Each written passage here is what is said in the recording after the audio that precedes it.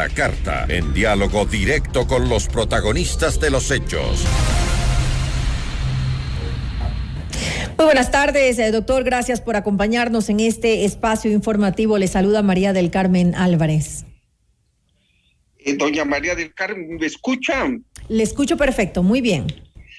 Tengo algún problema con el audio, así es que quizás simplemente con la imagen algún problema tengo, pero le escucho bien. No se preocupe, nosotros lo escuchamos muy bien a usted. Ahora, doctor, en un momento en el que deberíamos pues estar aprovechando los altos precios del petróleo, además su gran demanda a nivel mundial luego de salir de una pandemia y además otros aspectos coyunturales como la situación política de algunos de los países que son los mayores productores, como es el caso de Rusia, por ejemplo. Ecuador, al contrario, ve cómo las exportaciones petroleras llegan a su nivel más bajo desde el año 2007. ¿Cómo entender esta situación que estamos atravesando en estos momentos? Mire, María del Carmen, el problema es que ya tenemos 50 años de exportadores de petróleo. Se cumplieron hace pocos días este aniversario. Uh-huh. Y los campos son viejos, declina la producción porque el petróleo es un recurso no renovable.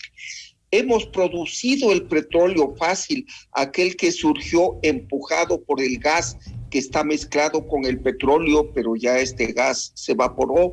También hemos sacado el petróleo que se puede bombear a la superficie con bombas eléctricas fácilmente. Tenemos muchas reservas todavía debajo de la tierra, pero tenemos realmente que exprimir la roca para que dé más petróleo, y esta roca está 3,000 metros debajo de la superficie. Hay técnicas que se llaman de recuperación secundaria y terciaria para sacar más petróleo ya de yacimientos antiguos, pero para esto se necesita una enorme tecnología y grandes capitales. Uh-huh. Para ello, el presidente de la República anunció en su campaña y en sus primeros meses de gobierno que iba a invitar a las compañías. Dictó el decreto 95 que cambiaba el tipo de contrato para participación que les gusta a las compañías, ordenó al ministerio y a la burocracia de Petroecuador que abran las puertas a las compañías, que vengan y nos ayuden a buscar y a producir más petróleo. Se ha quedado todo en anuncios, no ha pasado nada, no ha venido un centavo de inversión extranjera, una coma en técnica. Petroecuador no tiene ni la técnica ni el dinero, porque el dinero sale para Petroecuador, sale el presupuesto del Estado. El Estado tiene otras prioridades, la salud, muy bien la seguridad. Entonces, Petroecuador no hace nada y no se invita a las compañías a que produzcan más. Uh-huh. Así es que el resultado es estancada la producción y en declive. Y hemos desaprovechado los altos precios del petróleo que, me permito decirle que hoy día han caído bastante, pero se mantendrán altos. Así es que falta de inversión, falta de tecnología, ese es el resultado, no hay producción. Y falta sobre todo una política petrolera por parte de este gobierno, tal vez mayor interés, mayor involucramiento, doctor. Usted lo ha dicho.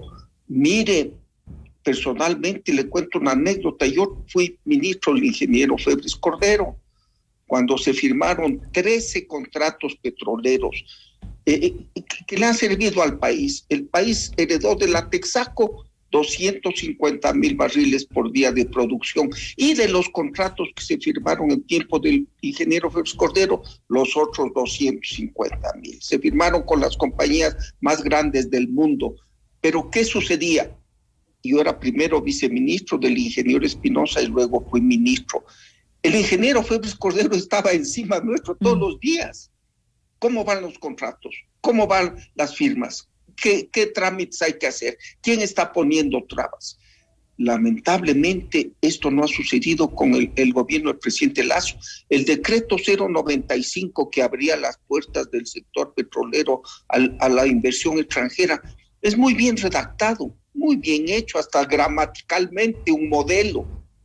Cuando el presidente Lasso lo firmó y lo envió al ministerio y a la burocracia de Petroecuador, estos lo echaron al canasto de basura, no le hicieron caso, lo ignoraron.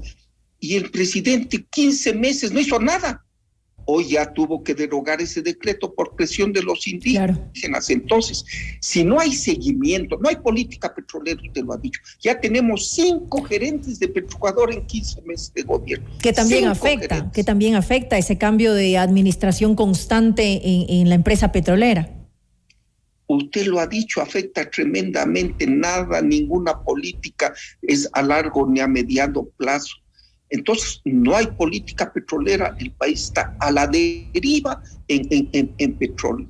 La burocracia hace lo que le da la gana, el presidente de la República hace anuncios, son castillos en el aire, que nadie le hace caso. Me da pena decirlo, pero no hay política petrolera, como usted bien lo dice.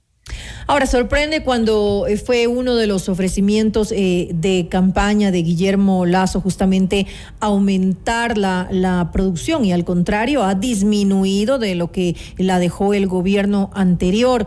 No se hacen los esfuerzos necesarios, que es lo que estábamos conversando, y además es un tema álgido en cuanto a la respuesta de los movimientos indígenas. Tal vez este sea el freno, el valor político que tendría tomar determinadas decisiones.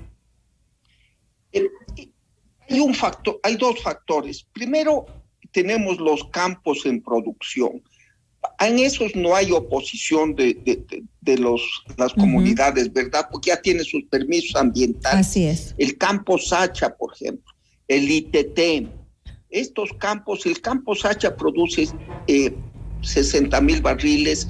En manos privadas podría producir 120,000 barriles con tecnología y capital. El ITT produce 50,000 barriles, podría producir 150,000 barriles en manos privadas con capital y tecnología. En eso no se oponen los indígenas porque ya son campos que están operando. Para nuevos campos sí hay oposición de las comunidades hasta que se dicte una ley que les consulte, ¿verdad? Porque en realidad se les ha dejado un poco a un lado de las decisiones petroleras. Pero en los campos existentes se puede producir muchísimo más, ahí no hay conflicto, pero no hay decisión.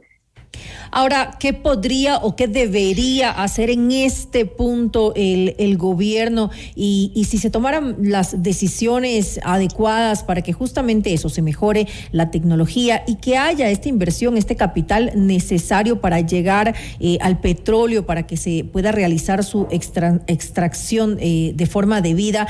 ¿Podríamos recuperar algo o ya hemos perdido demasiado y las consecuencias van a ser graves en la economía del país? Le contesto la última parte de su pregunta. Yo creo que ya se nos fue el tren. Ya no podremos atraer a la inversión extranjera en producción. ¿Por qué? Las compañías preparan sus presupuestos en el mes de septiembre, ¿verdad? Para el próximo año. En este mes de septiembre del 2022, las compañías pasan revista a todos los países del mundo con potencial petrolero, entre ellos el Ecuador. ¿Y qué van a decir? No hay ningún proyecto, no hay nada concreto. Para el año 23 no ponemos en el presupuesto un centavo para el Ecuador, porque ellos no saben en qué quieren hacer. Y después, en septiembre del 23, cuando preparen el presupuesto para el año 24, las compañías van a decir, es el último año completo del presidente Lasso, no invirtamos porque ya viene una nueva elección. Entonces, no habrá inversión en incremento de la producción. Pero déjeme decirle una cosa, no toda la cadena petrolera es solo la producción, hay el transporte y la refinación, ¿verdad? En transporte estamos en una crisis monstruosa. Los 2 oleoductos están a punto de irse por la erosión del río Coca. Tanto el SOTE como el OCP privado. A punto de irse. No se ha hecho nada. Por favor, dedíquense ya a estudiar y a contratar la variante. Siguen dormidos. La refinería de Esmeraldas, gastamos como 7,000 millones de dólares este año en importaciones porque la refinería no funciona bien. Desde el gobierno del presidente Moreno hay un proyecto para mejorar con inversión extranjera, no como hizo Capaya y Alex Bravo con plata del Estado robándose. No. Hay una licitación que dejó el presidente Moreno y la suspendió por cortesía con el nuevo presidente Lazo, para que venga una compañía y mejore la refinería de Esmeraldas y dé más gasolina y diésel y evitemos la importación. O sea, hay muchas cosas que hacer en los mismos campos. Mucho que hacer.